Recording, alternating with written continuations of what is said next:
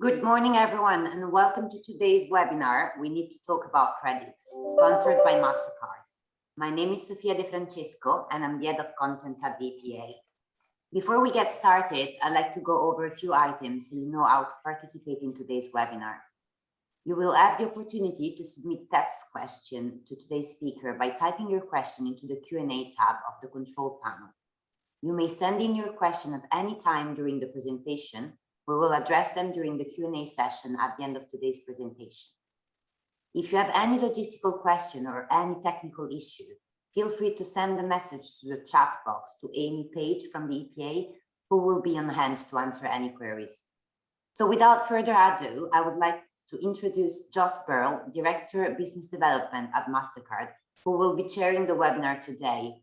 Over to you, Josh. Thank you very much, Sophia. Good morning, everybody. Good afternoon, good evening, wherever you are in the world. My name is Josh Berle. I'm from Mastercard, and it is my great pleasure to welcome you to this EPA webinar on affordable credit. I chair a group at EPA called Project Inclusion. And for those of you that are part of EPA and those of you who aren't, we'd love to have you along if this is the sort of thing that's of interest to you. Project Inclusion is a group of like-minded organizations and individuals spending time looking at what the causes are of financial exclusion and ways in which we can address that. And credit is one of the subjects that we've wanted to look at, and we produced a report last month on it, which many of you may have seen, on the back of which we decided we would put on this particular webinar. We're very privileged to have with us some esteemed colleagues and with a lot of expertise. First of all, we have Neil Harris from the Inclusion Foundation. We have Henson Grič, who is the report's author. And we have Chris Pond, who wears many hats of the Financial Inclusion Commission and also the Lending Standards Board. We have Karen Elliott as well, who is an associate professor from Newcastle University. We have apologies, unfortunately, from Faisal Rahman of Fair Finance, who was due to join us this morning, but unfortunately cannot. In terms of the way we're organising the session, we're going to spend the next 15 minutes or so with Neil and Josh taking us through some of the key points in the report. And then after that, we'll spend half an hour to 45 minutes with a panel discussion where I will moderate between Chris, Karen and Joss. And then after that, we will have an opportunity for the panel to respond to your questions directly, should you have any questions at that point. So all in all, we expect the whole session to take between an hour to an hour, 15 minutes, possibly up to an hour and a half as well, if you've got time as well and the questions there. But that's how we intend to do it. So with that, if I could hand over to Neil and Joss to take us through some slides, which I think will set us up nicely for the panel discussion thereafter. Thanks very much, Neil and Joss, over to you. Brilliant, thank you. Thanks very much, Josh. And again, a very, very warm welcome to everybody online. Hopefully you can see my slides on my screen right now. As Josh already teed up, great to be involved in the webinar. We need to talk about credit, so a very warm welcome. I'm going to be presenting a first view of the report that was issued earlier on this year with the co-author of the report, Henson Grič. So before we get into the detail of the report and our findings and the panel discussion, which immediately follows, we wanted to take you through our thinking about credit and why we think we need to talk. So in 2021, over 10 million UK adults can't access affordable credit, a problem known as financial exclusion. So these people are on low income who inevitably struggle to build financial resilience in the form of savings and insurance. And this in turn makes them especially vulnerable to loss of income or other financial shocks such as from illness, unemployment or household repairs. So without access to affordable credit, one event can send a person and their family into a spiral of debt that can take years to recover. And as our economy increasingly moves towards the flexible gig economy, jobs and zero-hour contracts, the need for access to affordable credit is fast becoming as essential as a bank account to manage irregular income cycles. So the picture is pretty bleak, with 1 in 5 UK adults struggling to access credit. Access determines the cost people are willing to pay for that credit, and consumers in some segments repay the high price of £1 for every pound borrowed. So with many people reliant on credit today, which is approximately 14.2 million people across the UK, there is an enormous number of people who are at risk of falling into the debt trap. So that's why we created the report, to highlight the challenges, but also to underline the opportunities as innovation within the fintech sector is increasing access to affordable credit and tackling financial exclusion. The report was made up of 10 interviews, which are all available online by experts across multiple sectors who have one common thread: the recognition of the evolving role of credit within our lives and the importance of affordable and accessible credit for all. So a huge thanks go to our friends and contributors, notably Cole Packman, Chris Pond, Josh Berle, Christine Allison, Faith Reynolds, Steve Round, Faisal Najibit, James Wilkinson and Tina Harrison for their insights and dedication to this area of financial inclusivity. So what made this research important? It was 3 things. First of all, we had an amazing industry view. The report includes views and insights from people who represent the cutting edge of fintech and innovation in credit. It's a real broad church as well, further than industry experts. The report included views from more than 30 organizations from fintech, scheme, lending, charity, and educational sectors. These are organizations who deal with the issues on a daily basis, yet are not often heard due to focusing on the doing of the task rather than self-promotion. So that, and equally, there is an opportunity, there is a real opportunity, not just doom and gloom like many reports around financial exclusion. This report centers itself around the solution that can happen and are happening right now. So to give us a few more insights on the report, I'm now handing over to my friend and author of the report, Mr. Josh Henson Grič, to explain more. Josh, over to you. Thank you very much. Just as a warning, I'm not nearly as polished and professional there as Neil was. So I hope I'm allowed to start my video now. I'm not nearly as polished and professional as Neil was, but thank you for that amazing introduction. And also thank you to the EPA and everyone in Project Inclusion for kind of giving me the opportunity to bring together their expertise and their thoughts in this report. It's not the first one I've written on this, but I can say that it has been a great experience to write it, because it was the first time I think I've ever not been nuanced, so to speak, or I would say maybe censored. And I think that's the biggest thing that comes from this report. The biggest thing that this report represents is the shift in attitudes and the shift in acceptance and recognition of what the problems behind financial inclusion really are and what drives them. And that's, as we write in the report, credit is not a sin. And I think it's very important, if the issue is ever really going to be tackled, to understand what the issue actually is, and to separate out issues of government policy, issues of social behavior, and issues of product suitability and regulation. So when I say credit's not a sin in the report, what I mean by that is that every single person in our current economy, in our current study, has a need for credit. That doesn't necessarily mean the same thing to everybody else, though. But the way that I'm saying it and the way we need to think about it is that credit is a means to smooth an income. No matter how low or high your income is, there is always life's irregularities. And we said in every country around the world, even in less developed economies, there is a need to, at some point, even in a, let's say, a medieval agrarian economy, to actually have that income smoothing, to be able to plant fields on a cyclical basis. So what is exciting, I think, for me is that, this is not a new issue. This is an issue that's been around for 20 years now, and has gotten worse with the advent of automated lending. But the technology has now gone past automated lending and has gotten us to a point where we can actually tackle this issue as long as we look at it in the right way. And the goal, obviously, is to give people that income smoothing that they need at an affordable price. And that, even that word affordable, is never defined.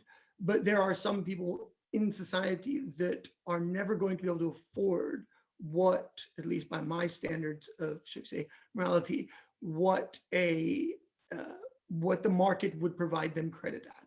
And that's obviously then an issue for the welfare state and shouldn't be conflated with the two. And what our report really brought out through, all of the different fintechs we highlighted, and also kind of social purpose community finance organizations that are now especially spurred on by Corona, doing great things in terms of digital transformation and partnerships. A lot of that work is being led by Fair for All Finance, for instance, as kind of a government initiative. And that is really good. And the latest kind of innovations in tech, especially around smartphones, make things possible that were never possible before, and make it possible for us to give people access to that affordable credit. And yeah, next slide, please, Neil, as they say. The second thing I just really want to highlight is that although fintech and all the innovations and all the great firms that are out there are able to tackle issues in a way that they weren't 20 years ago, it's important also to recognize that a pure market solution will not be enough. And when I say that, what I mean is that we don't have a pure market in credit, in finance, in anything. We do not live in some just utterly cruel dog-eat-dog world. We have a welfare state, we have market controls, we have consumer protection regulation. And so when we look at what firms can provide and how far technology can go, it's important to understand at what point there are a group of people who have difficult life circumstances, who are maybe have lower incomes, that mean that we don't want them to have to pay for credit. They still need credit, but that credit needs to be in a free form. The best example of that is the social fund, which provides about a million loans. But everybody will always have these circumstances, and we need to fix the problem. We need to decide who we're fixing it from and make that. And that's why I say bold action is needed. In my personal opinion, and also I would say in what I've only done this my entire career, what my research has consistently shown is that if you're objective about it, we haven't necessarily had that bold action. There's been great initiatives, there's been great political leadership, there's been regulatory activity, but it's not been in a combined, honest approach, I would say. And I think that is really what is needed, is if we really want to access affordable credit, again, it's separating it from the kind of the morality issue, and then figuring out, okay, for this group of people, that's the market, this group, it's not, okay, market. Now you need to incentivize them. I always use the example of my mother, who doesn't see very well and is a bit clumsy. She has a calculator with big buttons. She has a dumb phone, as she calls it, with big buttons. There's no banking app with big buttons. There's no credit products. There's no insurance products that are specifically tailored to some really niche groups. One of my team at Flex Money, for instance, has recently highlighted in a great blog about the transgender community and the specific issues of financial inclusion and their need to access credit because of actually regulations around how the treatments that they are going through work and how they have to fund them. And that need for credit, those niche products don't exist. And if we want to have the market and have technology be an inclusive force and a force for good, then bold action is needed to really incentivize those and make a clear signal to the market that, look, this is a product that you can create, that no one's going to attack you for providing credit for that service. And if we don't do that, then there won't be the investment, there won't be the innovation, there won't be the incentives, and ultimately there won't be the solution to the problem. I'm going to stop there because I feel like I've already been talking much less eloquently and much longer than Neil. And I'm really hoping that we can have a good discussion as well with the panel members, because that for me is the most exciting part. So I'll turn it back over to Josh or Neil or somebody. Fantastic, thank you. I think my video is just about to be switched on by our producers. There we are. Great. Guys, Neil, Joss, thank you ever so much for those very, very, well, fascinating words presented with such erudition. Let us now move to the panel discussion then. And to kick it off, I'm just going to drop the following question in. So, the idea of this webinar was we need to talk about credit because there are so many issues that ensue from it, particularly from the affordable credit perspective. But can you tell me, in your words, why do we need to talk about credit? Chris, you can kick it off.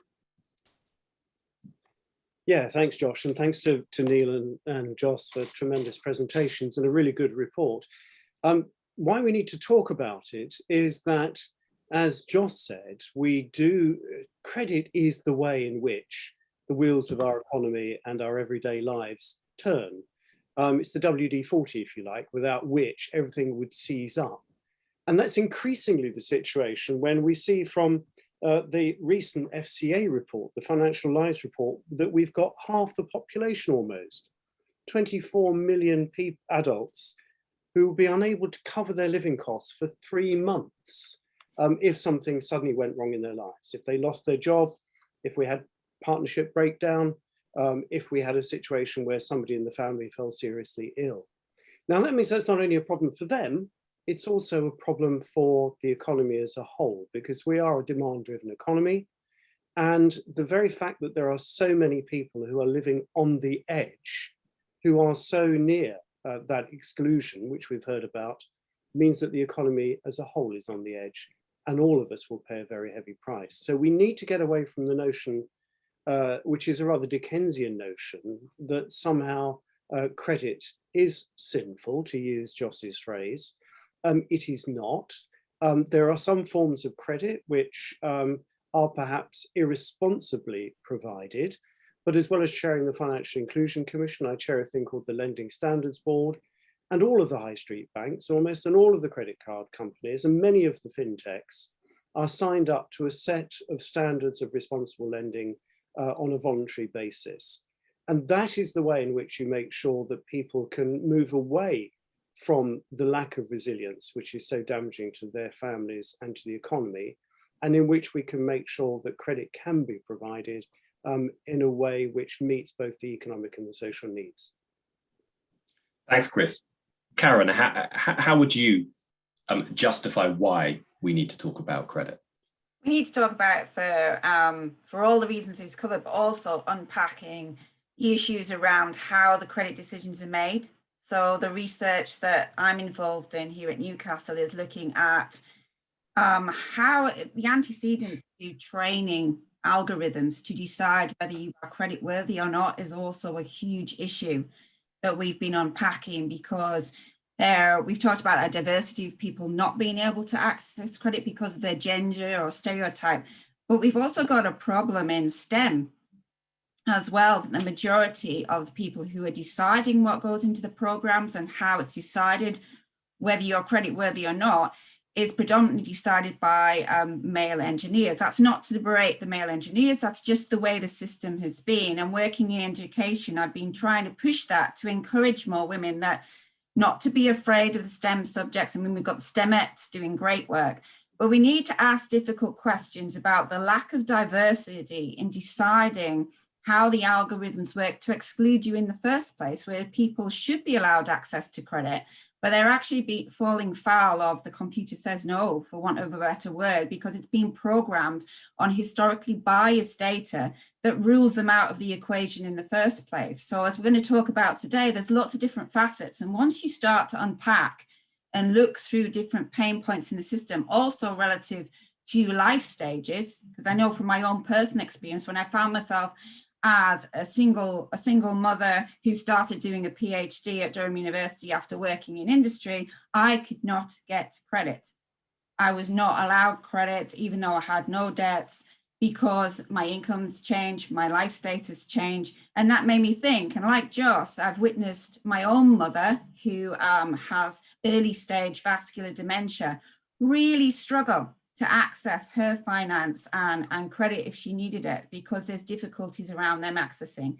So there's lots of things to unpack, and I don't think it's sinful. I think if it's done in a responsible way, then credit can actually help benefit all. But we've also got the digital divide question, which will come up, because if everything's digital, but the people who need the credit the most don't have access, then we need nodes where they can access the system to also benefit, which is probably something we'll come back to later.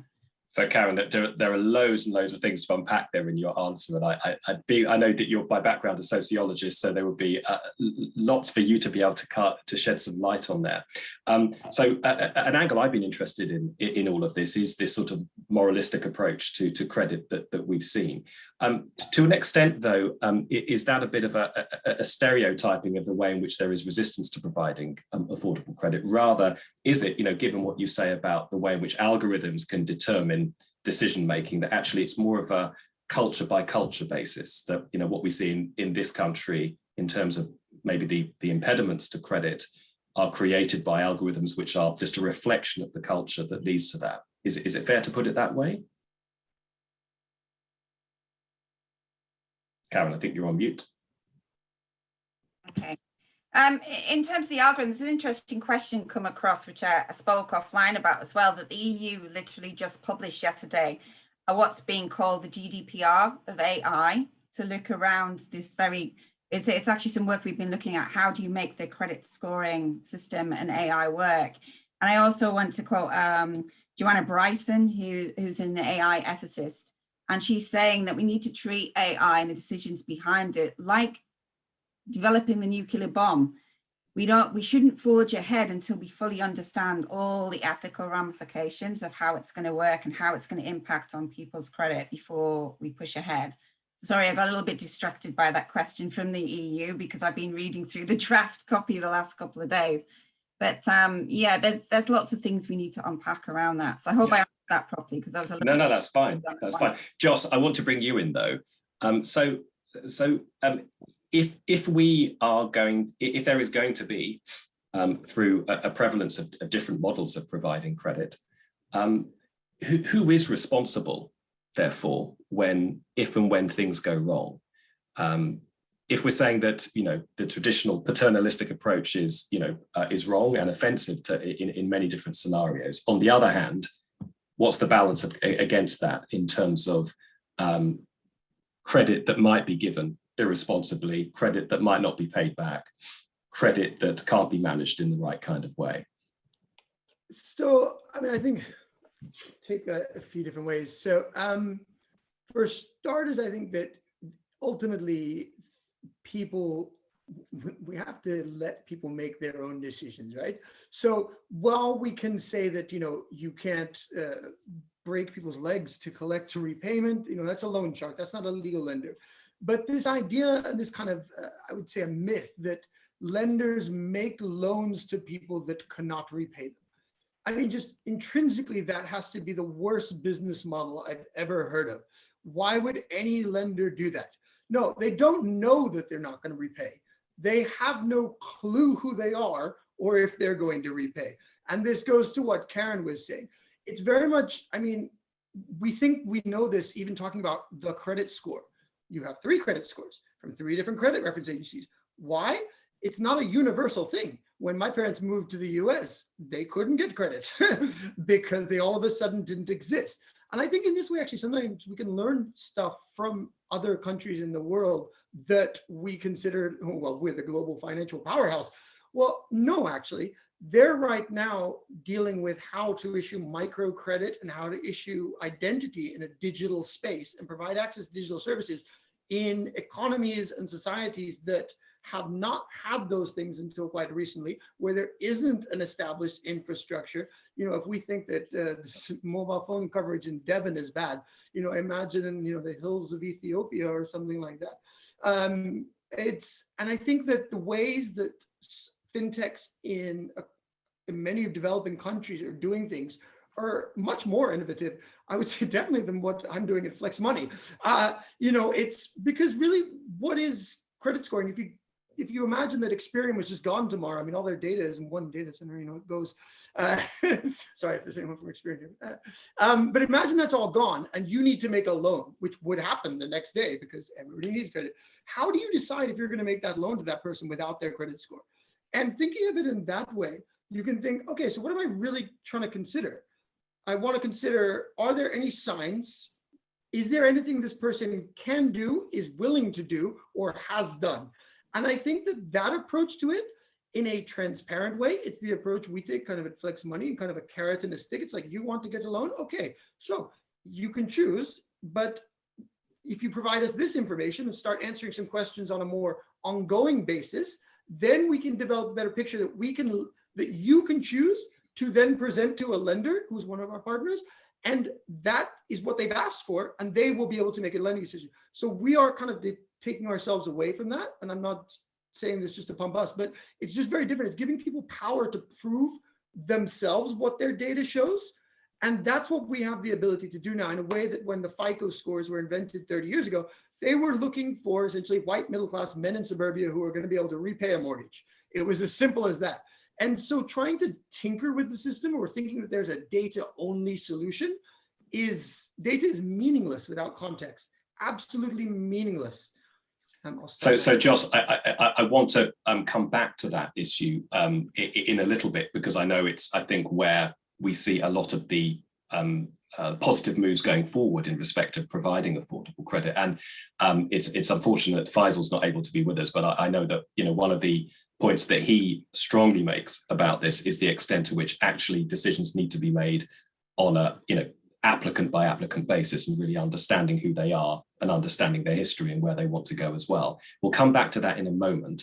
I'd like to just bring Chris in and ask, you know, given, I suppose it might be fair to observe, Chris, that you're a bit closer to some of the you know, policy making and institutional angles on all of this. Can you offer a perspective in terms of how, you know, government and some of the larger credit giving institutions are, you know, regard this particular challenge for providing credit on a more affordable basis, and you know, where liability should sit and where the obligations to ensure everything it works well should lie?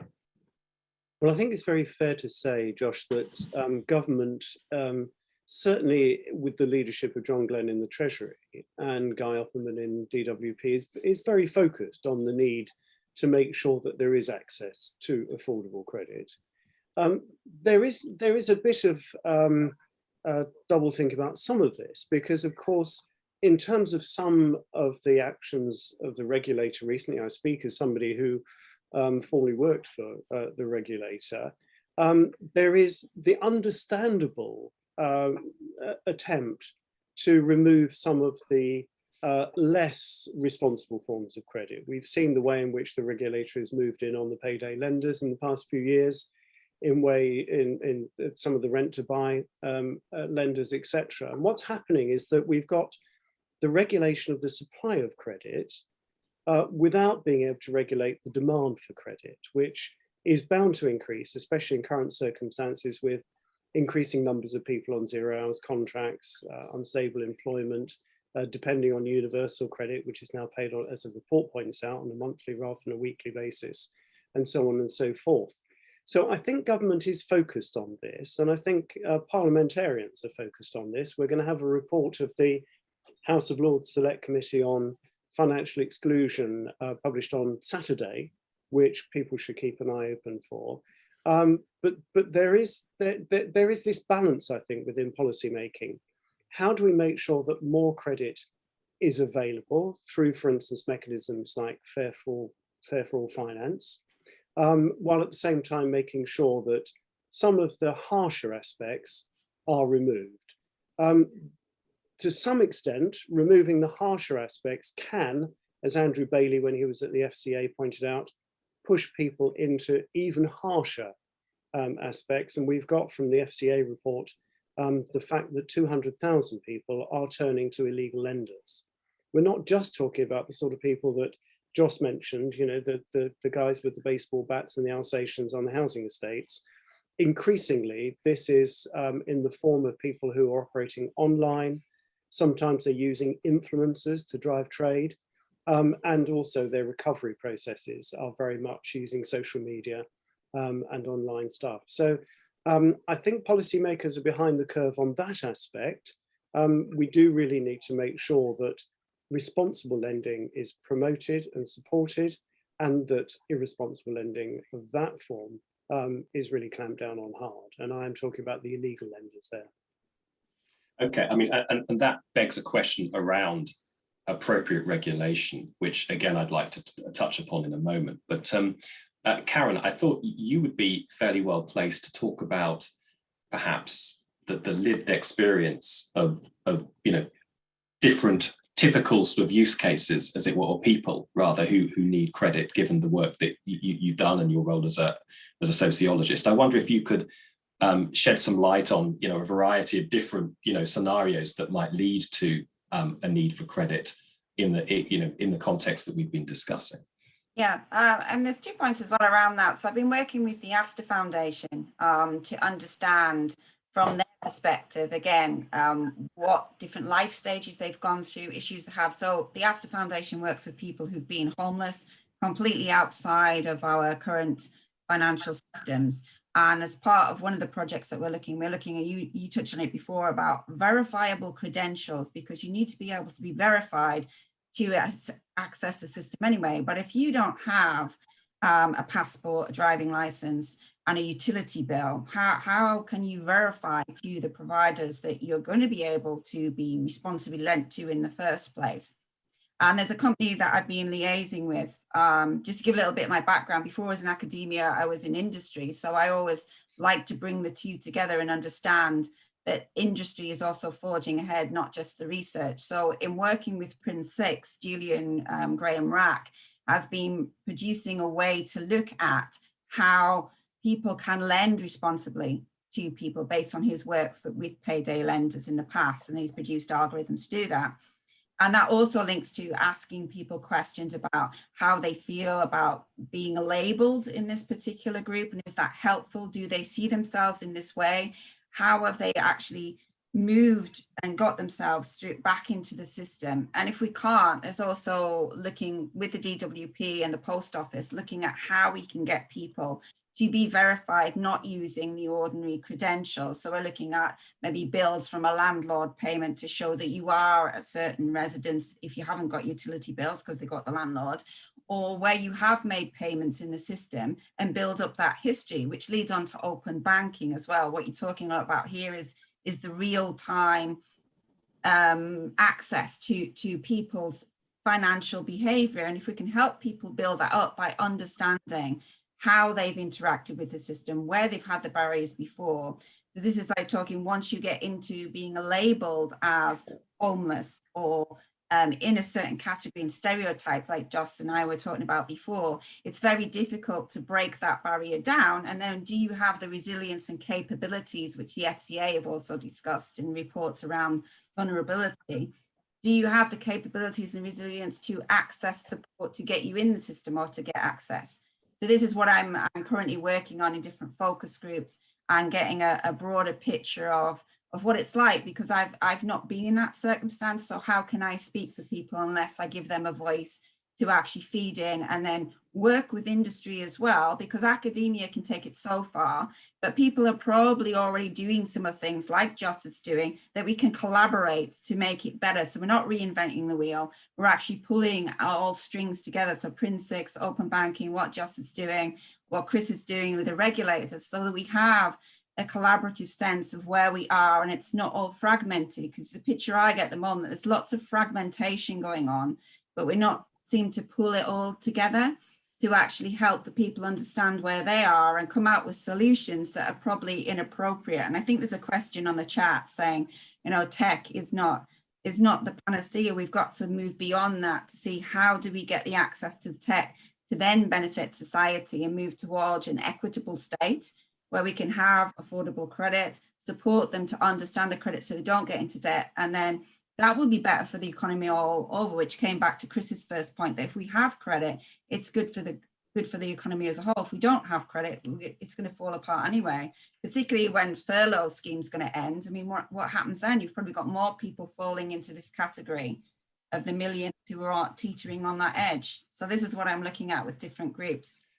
Karen, though, what would be really helpful is, could you maybe reflect what some of your focus group subjects actually say? Give us a sense of what it's like out there. Yeah, so that's what I'm saying. They find that when they've been stereotyped this creates a barrier. And also when they interact with agencies to try to get help to get into the system, they're having to repeat their stories again of where they've been. And then as human beings, we are quite biased ourselves and make judgments. And somebody, the street level bureaucrat who decides where you go in the system also needs some help to understand that credit is not a sin, and that person needs that support. So this is what they're saying. There's lots of pain points and barriers that we need to unpack to help them progress. And people like the Astor Foundation are doing that. But I think we need a broader network of support to help them facilitate and push this forward. So Joss, tell us more about, therefore, the ways in which models of providing credit are trying to account for this greater granularity or knowledge of the customer, so that they can take on board histories and not lead to the level of frustration of, computer says no, that I guess Karen's subjects are experiencing. So I'll do my very best to MP on question time and answer the thing I want to talk about, and then I'll come back to that. But I was just going to say, to just kind of one last thing about Karen, I think I cannot emphasize enough how important it is and how much it has not happened over the past 20 years to involve people in their own decisions. I mean, even when Chris mentions, the House of Lords report on financial inclusion, everything in that name is sort of anathematic, right? It's just how many of the people are given a chance to say how they want to use credit, if it's okay for them. Because I'll tell you, I have on my other hat here today is kind of, we actually do a lot of work with Faisal through our Flex Together link business, which is our social impact business and owns part of Flex Money on behalf of our members. And through that, we're helping organizations like them. We also do money management workshops with youth charities and things like that. And I'll be honest, I do that with my capitalist hat on to get user insight, because there is nothing better than having a focus group and actually asking, how do you want it to be? And there are other examples, for instance, to Oakham, for instance, another fintech serving a very similar market at the bottom end. And when the pandemic started, they sent out a text via their app saying, how do you want us to deal with your arrears? And because they didn't know. And that's the important thing to realize, is that whether we're talking about digital skills that are essential for day-to-day life, whether we're talking about whether the price of credit is affordable or how people want to manage it, I am not our customers. I wanted the Flex card to be a white card that was minimalist. Customers hated it, so now we have an ugly one, in my opinion. But it's what we have to work with people in terms of the ways that's actually being done. To answer your question, there's obviously the open banking, and that gets you so far. That's an improvement on credit score, which has no banking data and is just, did you pay this bill or this bill? So you're getting more data points. What ourselves and others, and again, this is going for both sides. You have social enterprises like Fair Finance that are doing great things in terms of this as well, in working with the technology, is to actually get contextualized open banking data. So one person's 20 pounds in that says rent is the thing is not the same as another person's that says 20 pounds out rent, because not everybody pays the same. And the only person who knows that is that person. What technology has given us the ability to do right now is to scale and make that individualism possible at scale. Now, I'm not saying I have the answers. I'm not saying anybody does, but even the abilities to use video chat, the abilities to use chatbots linked with humans. At the end of the day, when you're getting down to it, you need humans to make decisions and to talk about the news. And there will always be a chance for, but wait, I did this. And giving people the opportunities to provide that information, to prove their niche case, to not take the onus on themselves as a consumer. I don't mean it in that way, but technology is neither good nor evil. It's whatever we use it for. Like Karen said, the nuclear bomb. But data doesn't exclude people. We use it to exclude people. And data can be used to include people. These are all kind of, I feel like vague terms, as I said during my presentation, that we often hide behind and we need to push past. What is the ultimate goal? If the ultimate goal is that everybody has a Ferrari, then we have to set social welfare at a level that's like that. If we want everybody to be living on bread and water, then we decide that as a society together and we move forward with that. I hope we don't, but those are, I think, the ways. Yeah, I would say it's with the interactivity. And then there are much smarter people than me doing amazing things with algorithms to actually then make those things kind of more scalable and make them more predictable. But you have to start with a base of 0 when you're looking at. Okay, so let's switch things around a bit. I mean, we've been talking a little bit about the experience of the applicant for credit and how organisations are seeking to engage with them in a more intelligent and granular way. What about if you're a new fintech and you've got an idea and you want to launch into this space? I mean, what are the difficulties? What are the challenges that you face in terms of wanting to establish a viable business in this particular space, and what needs to change or to improve in order to ensure viability and success? Who wants to go first on that? I suppose, Joss, I suppose you've got the most immediate. Sorry, Chris, over to you. Well, yes, sorry. if I may, Josh. Of course. First of all, I'm shocked that Joss believes that members of the House of Lords are not close to the everyday lives of the people. But I would remind him, today is Stephen Lawrence Day and Doreen Lawrence is a member of the House of Lords. But anyway, the first point is that Joss's point about lived experience is absolutely essential. And on the commission, we've been seeking to recruit new commissioners, and we have specifically said we want people who really understand this from their own lived experience. And several members of the commission currently are very much involved in the whole inclusive design approach. And this answers your question, I hope, Josh, which is that we have to make sure that we don't get ourselves into a situation where the fintech community is delivering solutions in search of a problem. We have to make sure that the services and the products that are brought forward to the market really do meet people's needs. And that's why through the FinTech Delivery Panel, which I'm involved with, we're running a new FinTech for all competition, which I hope some people on this webinar will feel they want to throw their hats in the ring for, which is for those FinTech solutions which really do meet those needs that are out there. We have to find a way of making sure we identify what people really do need in terms of the way they lead their lives today, not, as I fear many legacy financial services operate, on the assumption that people still lead their lives as they did in the 1950s. You know, it's a married couple, husband only working, 2 children aged under 11, in full-time permanent employment, etc. Now, I know that's the stereotype, and I know that most financial services don't operate solely on that, but to too large an extent, they do. And in a world in which so many people are on 0 hours contracts, or as I say, you know, their lives change very quickly. And we have to have financial service products and services which are light on their feet and can match those needs, those everyday needs of customers. Thanks, Chris. And so, Joss, yes, give us your perspective, given your recent experiences with your own vehicle. Yeah, I was with what Chris said. Actually, I mean, I think that it's kind of interesting with Klarna. Is it an example of something that potentially is being talked about much in the same way that Wonga was, which I find very strange at times, especially when, I mean, I know they have an interest-bearing product, but there's also a free product. And it's hard to think that something that charges 0% interest is really driving debt. But I know 3 people who use Klarna. One is my 89-year-old grandmother. The other is one of my team members. My team member uses it not because she can't buy what it is she wants to buy for that amount of money. She actually uses it in order that she has a savings buffer, which I know Chris is Mr. Savings, but she uses the Klarna product in order that she retains a buffer and spreads out. And if you think about it, would people be okay with somebody buying 3 60-pound pairs of shoes, one each month? Then why is it not okay for them to buy a 180-pound pair of shoes every 3 months? My grandmother uses it, to be honest, because she grew up on catalogs and that has now been replaced. The same places that she shops and has always shopped now have Klarna.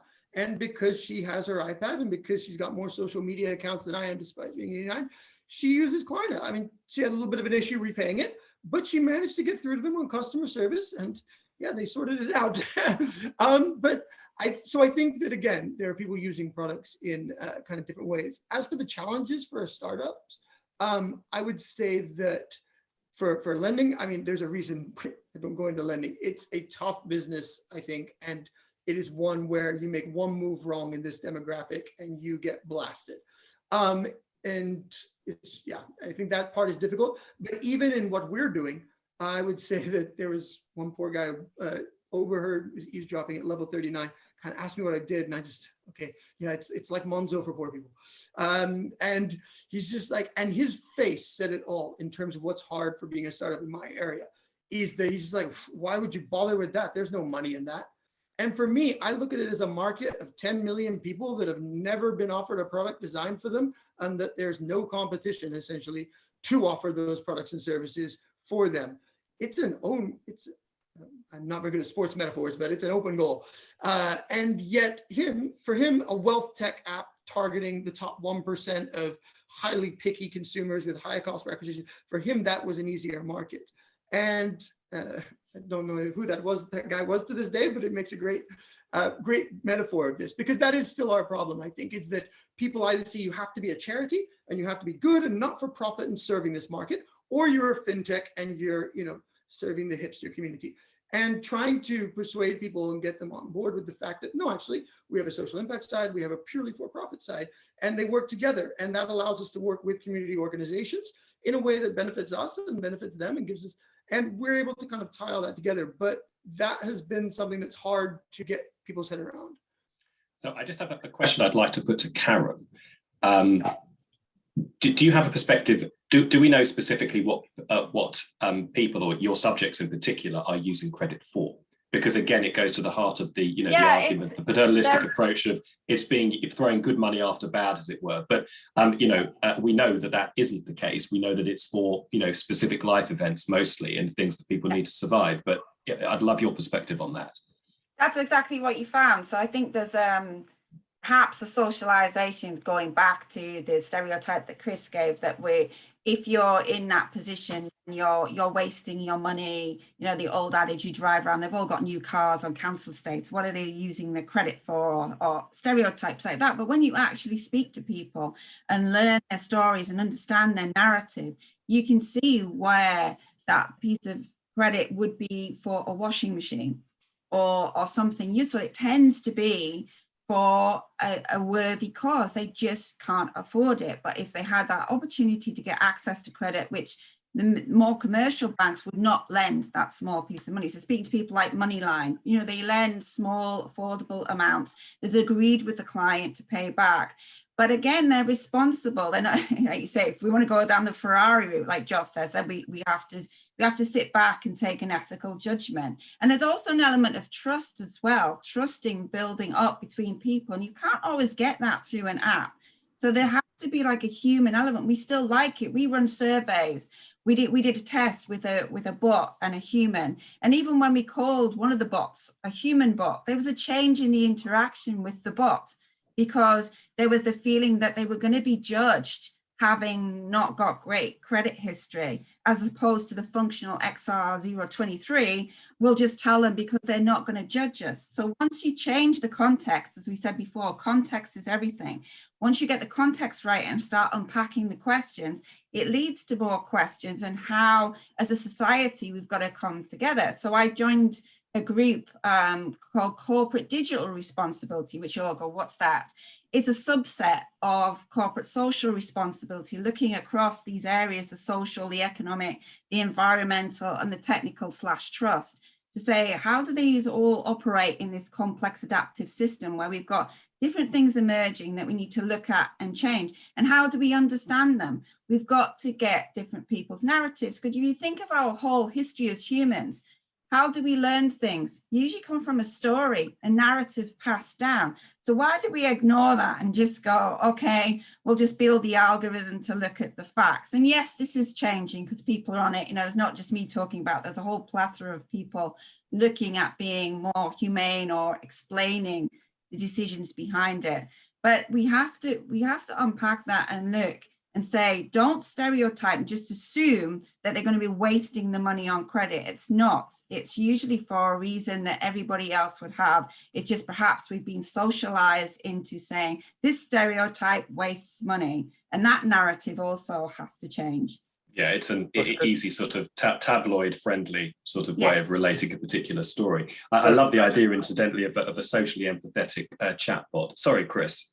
Sorry, I know I shouldn't cut across the chair. I do apologise, Josh. Okay.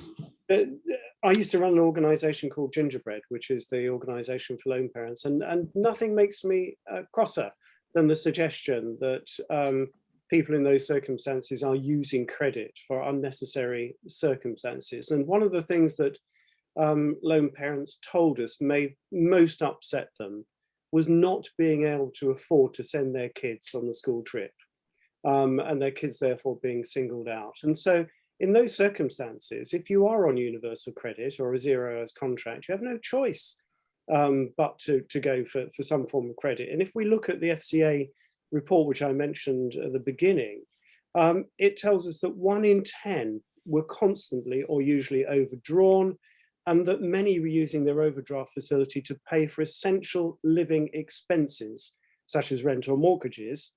And they also said that 1 in 10 held 1 or more high-cost loans, and that it was very common for people using high-cost credit to use it to cover day-to-day expenses. So we really do have to get away from this notion, as I mentioned before, the Dickensian notion or the Shakespearean notion, neither a borrower nor a lender be.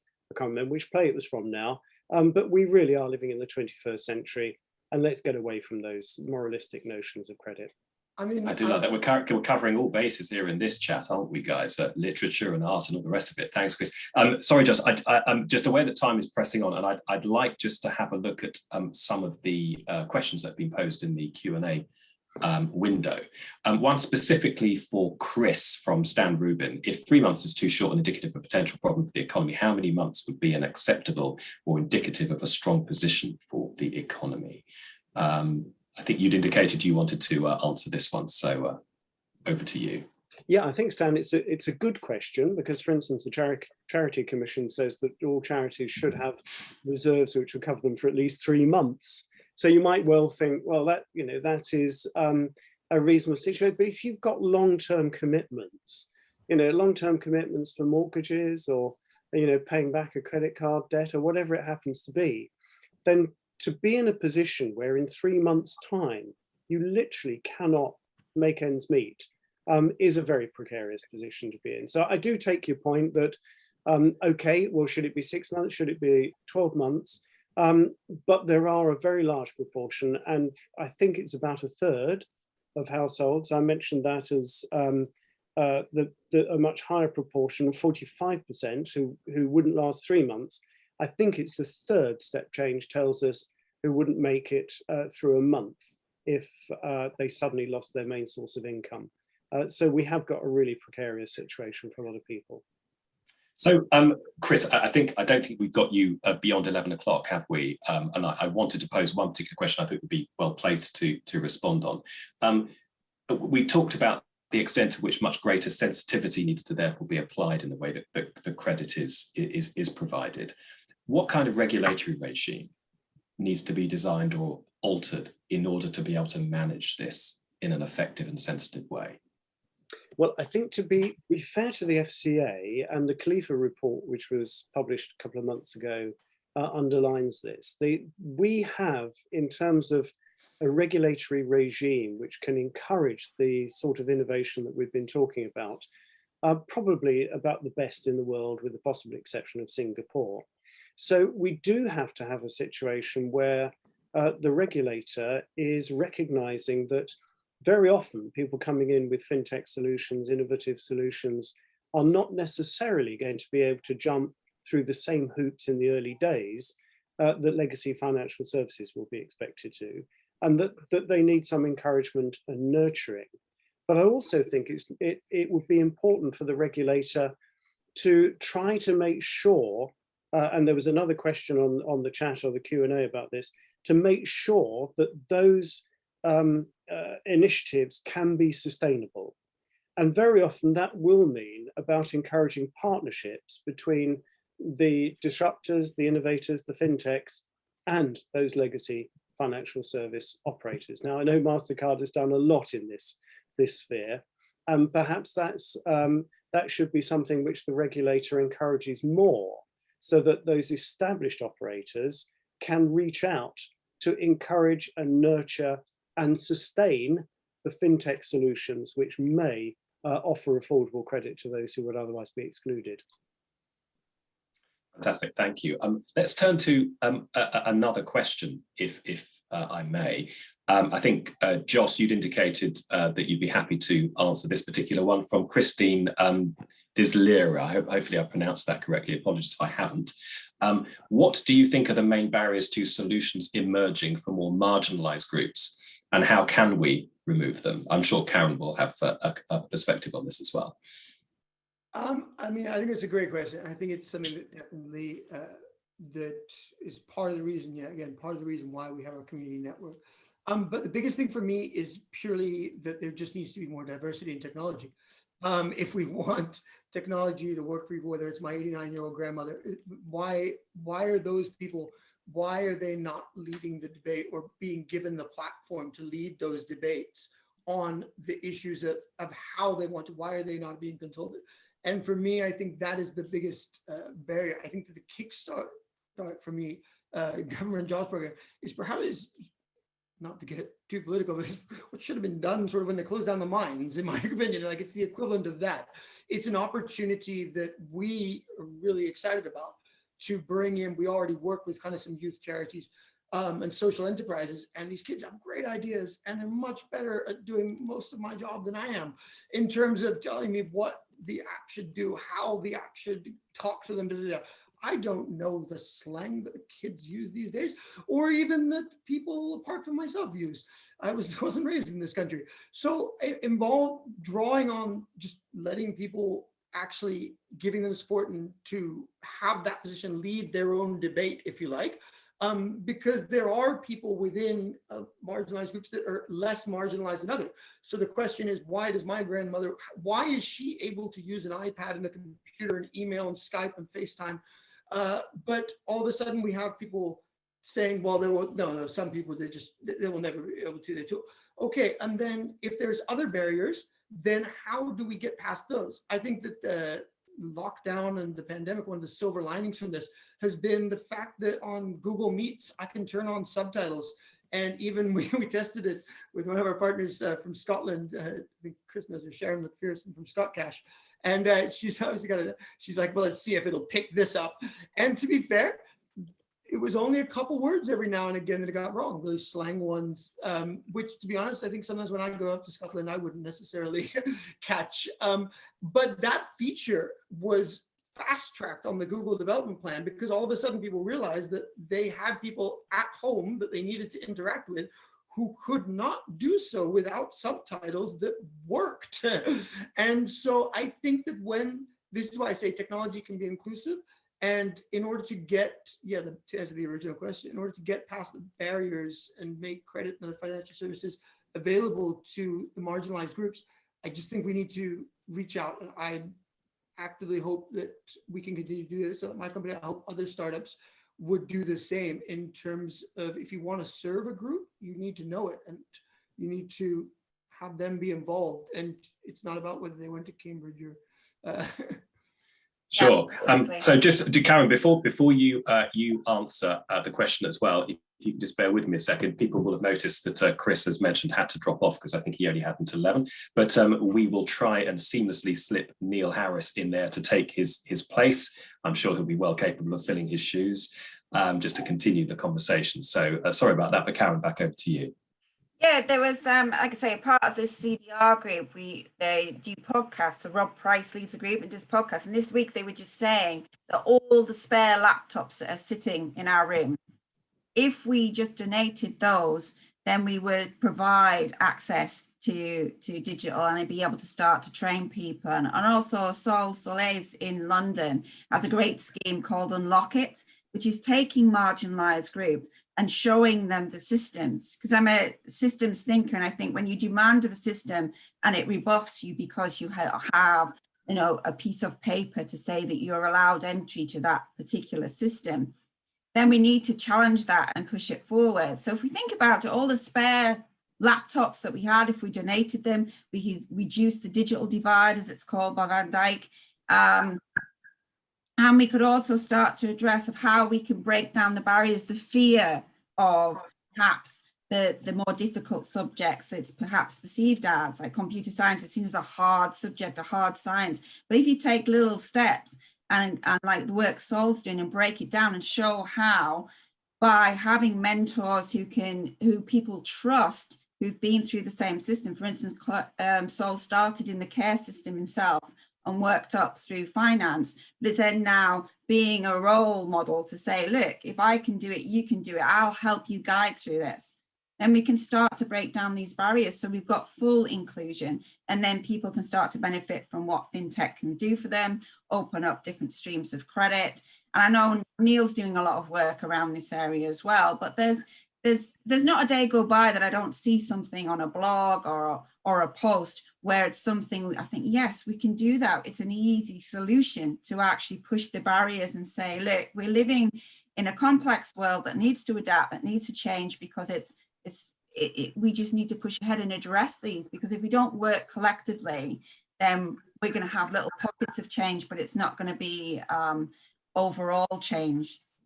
Thank you, Cameron. So let's turn to another question, and Parag Shah asks a sort of a fairly multifaceted one here, which I think also touches on regulation, but also some of the thoughts in the recent Khalifa report.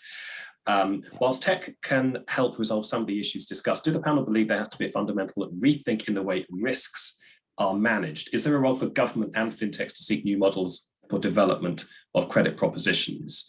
I know we've covered some of those issues, but I think specifically the role of government there is the interesting thing that maybe we haven't touched on there. So I can see your head nodding vigorously, Joss. Over to you. I can also see that Karen, I think I was putting a forward finger. Yeah, okay. Just a little bit before Joss, I recently joined a group called For Humanity as well, and they're currently working with the Information Commissioner's Office to set up a set of risk auditing standards for AI and around these decisions. So again, it's a collective group. Anyone can join and have an input to developing a whole range of standards which is about to be implemented. And they put out a shout out today to look at these new EU rules around AI and to say collectively, let's look at what the standards should be. So it's fintechs, academics, practitioners, anyone really can join and have an input. So over to you, Joss. Yeah, I was going to say, so again, I've got my kind of fair finance hat on here a little bit. And I think that one thing that's been really interesting is that when the pandemic hit and when we've been looking at the data of how their customers responded, ironically, being on benefits entirely as your main primary source at 90% of your income, which is obviously most of their customers or a large percentage of their customers who they're still lending to effectively, low defaulters, but they're actually less affected, if you think about it, than somebody who lost their job. Their income stayed the same. It was low before, and then it's low afterwards. And I think that that is the government role, is to understand that if universal credit is supposed to mirror life and work, then isn't universal credit essentially work itself? If you have a minimum income, which we have never, again, the bread and water point, set that level. But if that is your income, either in full or in part, then why is that somehow treated differently than if you get income from a job? Considering that they go back and forth, especially with people on 0 hours contracts, as your income goes up, your universal credit goes down, and vice versa, right? Except you can't lose universal credit. You can't lose that minimum threshold. Therefore, when we talk about something like wage stream or hasty pay or steady pay, all of these kind of salary-backed finance initiatives, which have obviously been huge in the US, they're coming in here, and they're great products. And what they do is they allow basically almost free access to credit because you've already earned the money. It's just the payroll system is stuck in the Middle Ages and you haven't even paid it yet. Okay, so now why is it who's the biggest employer now? If we look about the 11 million people who are on universal credit, who we have great data about, and we know when they're getting paid, and we have a centralized system for that, versus all of these little companies that have disparate payroll systems. So why are they not allowed to draw down on their income once they've earned it, or use it to pledge it essentially as a repayment? So essentially I can get self-guarantor my own loan through pledging part of my universal credit, like I will guarantee. There is a system where lenders can actually claim back, or like claw back on debts for people who are, and that obviously all needs to be done in a way that somebody, again, is not actually impoverished, that is able to eat, is able to buy the essentials. But that's not happening right now anyway. 1 in 12 fair finance loans are used to pay to bury a parent. And that's not just during coronavirus. That's just normal. And there is something called a funeral grant, which exists. But again, that provision is, for some people, then essentially a free thing that is repaid through welfare with 0% interest. And I wish Chris was still here, because actually I think many years ago he proposed a 0% interest loan scheme by bringing private capital in through a government scheme to then have guaranteed repayments. Because yes, if you think about risk, that is all that, as we said, the high cost of credit is not that they want to give loans to people who can't repay. They don't know if they're going to repay. The risk is high. Their cost of borrowing money to then lend on is high. If you decrease risk to zero and there is guaranteed repayment, especially guaranteed repayment with an extra profit margin, then the scale of credit will magically unlock to these people. You might even get a situation where they find it easier to get, and again, this is not about making universal credit more complicated. It's not about the rights or wrongs of any system like that, but some of those things I think is where government can, it's just seeing people as a market. There's a lot of groups in society that are not seen as a market. And if they're not seen as a market and not incentivized that way. Okay, so I'd like to bring Neil in here actually to sort of address possibly the elephant in the room, which we so far incredibly have only touched on briefly or tangentially, and that is the impact of the pandemic. What has the impact of the pandemic been in respect of demand and access to credit? And what potentially is the outlook as a result? And I appreciate that Joss and Karen, you probably will have comments on this as well, but just to bring Neil in. Yeah, thanks, Josh. And again, I think the points everyone's made so far has been a really dynamic debate, specifically around the pandemic and the impact. Obviously, there's been a huge impact on individuals for good and bad. Actually, we've obviously seen a marked increase in the acceleration of financially inclusive product sets, people recognizing that there are, to Joss's point, that there are different and new or previously unknown vulnerable groups that have come to light. One new initiative, the fintech play has been all over this since the pandemic started. Really proud to be kind of part of that. And deeply involved in how fintech continues to develop these scalable, powerful services that actually help improve lives. And one of the most recent evolutions specific to credit is, of course, the buy now, pay later utility that people now are able to purchase online those items and those effects that otherwise would be out of reach because of the access to credit being so limited. So just to put that into some context, the buy now, pay later last year grew exponentially, and it now represents about 2.7 billion of consumer spend across the marketplace, which in previous years it was just shy of 1 billion.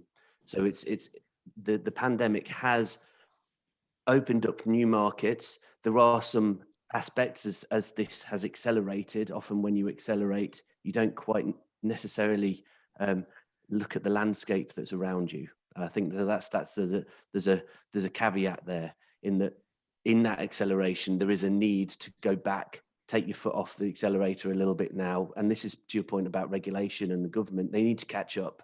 We need to take a step back, to look at the landscape around us, understand the users, why they're using it, why they're accessing it. And as we've discussed, greatly, it's not just about people getting their next tattoo or their latest car or I mean, that's just a despicable stereotype which can't exist in today's society. Everybody relies upon credit in some way, shape or form. And these new services that fintech are bringing to the fore are actually helping people get access to those products and services that they need today. Not for, these aren't the nice to haves. This is the everyday lifestyle requirements for them to actually make ends meet. So, you know, to answer your question, what's the impact? It's been a huge impact, very, very positive. But my advice now to government and the regulators is to consult with the fintech community.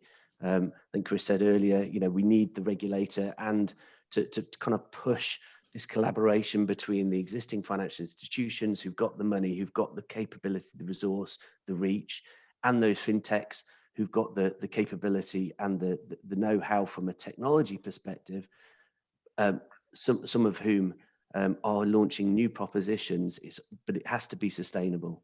And so that marriage of those two universes, which we are seeing happen to a degree, but that needs to happen much more quickly. And I do believe that, as I say, with the acceleration that we've experienced over the last 18 months or so, I do believe that the regulator and government need to catch up.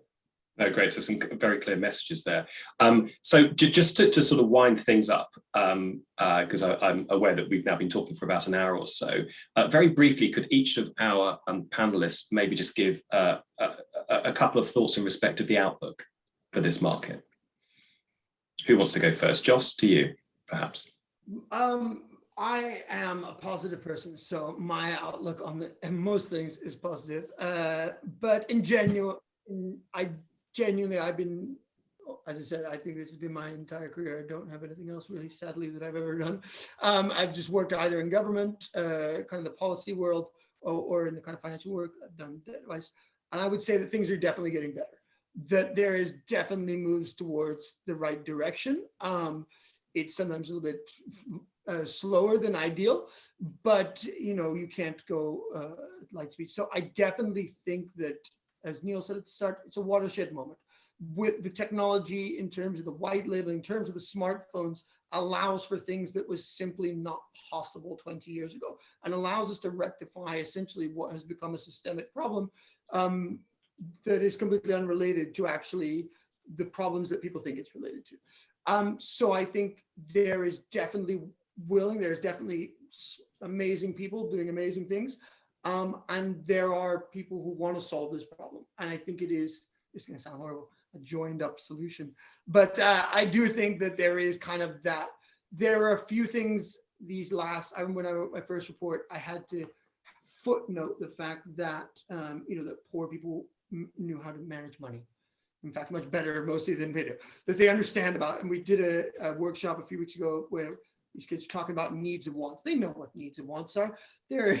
But some of these things, there's still some holdouts about, and we just need to power through those. But I definitely see the trend in the right direction. And as long as we don't get derailed or think that the job's done, I think we can continue to, you know, progress in this one. Great, thank you. Karen. I think I echo Joss. There's always opportunities and there's also issues that we need to look at. But I think, again, there is progress towards moving vested interests. So those barriers are coming down a bit where people are starting to collaborate. And I definitely see that. I think there are questions to ask of education about making awareness, getting into schools. So with Innovate Finance, I did a short masterclass on finance and data and why you should care about it. But I think it sounds like a cliche, but it is collaboration. What I find at different points, there are barriers between academia and industry still working together to provide really good solutions. And I would like to see more of that, and that's starting to come forward. And also you've got to have that balance between innovation and progression. We don't want too much regulation because that'll stifle innovation, and we need to take it forward, but there's also that caveat that we need to keep an eye on the ethical decisions that are going into the technology so that we don't make mistakes of the past. and we start to include more people in that diverse conversation at the outset about how decisions around credit are made. And that can only be through collaboratively, because each person I speak to in this space, I learn something from them. So if you've got a learning growth mindset, that's the way forward. If we stay in a fixed mindset of this is how it's being done, we're just going to run into lots of problems. But my personal opinion is that platforms like this, people working together, we're definitely moving in the right direction. Thank you, Karen. And Neil, for the last word. Well, last word. So I think, again, like Joss, I'm very positive about the future. We have a government who is supportive of social welfare reform and committed to that. We have, as Chris spoke to earlier, we have a regulator who is absolutely laser focused on competition, sustainable growth, the fintech community, and how we can not only use that and leverage that in the UK, but export that worldwide. We have a technology platform and a knowledge, expertise and capability within the UK itself, which is effectively the which the world looks at. You know, with open banking coming out, I see open banking, this combination of open banking, the will of government, the will of the regulator, and the fintech innovation that's happening as an amazing launch pad for the next generation of credit lending facilities, whether that's assessment of propensity to pay or you know, the financial standing. But the thing that Karen's spoken a lot about is that we can't, that technology isn't the answer to everything. We can't take the people out of the context, and we can't take the context out of the decision to lend or not to lend. And that's absolutely critical. So it's a big ask, and it's a huge topic, and it's a big point of evolution. But my sort of leaving topic is, I think we've got a huge opportunity within the UK and wider on a global level. I think we are leading the world in terms of our thinking, our capabilities, and our regulatory position. We've got everything to lose and everything to win. We're in quite a unique global position, of which I think we should all be very proud. But let's not sit on our laurels and let the rest of the world take over, because there is leapfrogging happening right now in other regions across Southeast Asia. Even North America is starting to get ahead of the curve, which was unthinkable even sort of a couple of years ago. So don't take the people out of the context. Thanks, Neil. Well, the rest of the world, that's a topic for another webinar perhaps to come, put on by EPA. So listen, can I say thank you to Joss, Karen, Neil, and also Chris for a fascinating discussion. Thank you also for all of you who've been able to attend, and for those specifically who asked questions in the Q&A. I hope you feel that the questions were adequately and effectively answered. In the meantime, can I just provide a shout out to our team at EPA for organising this session so slickly, and also for all of you as well to look out for stuff to come in Project Inclusion's work programme. We're currently working on a fascinating report into the development of fintech and values-based and lifestyle banking and financial services. So this is a range of new services and products around certain things, including LGBT, gender-based, sustainability, social impact banking. That's something to come, and subject to interest and demand, we may yet hold a webinar on that. Equally, we'll be looking at a year of the pandemic and the way that's impacted on financially inclusive products too. So thank you very much for your engagement. Thank you once again to our panelists. And if I can now just hand over to Sophia to close the webinar, that would be much appreciated. Thank you all. Thank you, Josh, and thank you to all of our speakers, and of course everyone for attending today's webinar. If you have any other question, please contact amy.page@emergingpayments.org. You will shortly be receiving a survey on the webinar, and we would appreciate it if you could complete this and provide your feedback. You will also receive a follow-up email within 24 to 48 hours with a link to view the recording of today's webinar. On behalf of the EPA and our speaker, thank you for joining us today, and have a great rest of the day. Bye.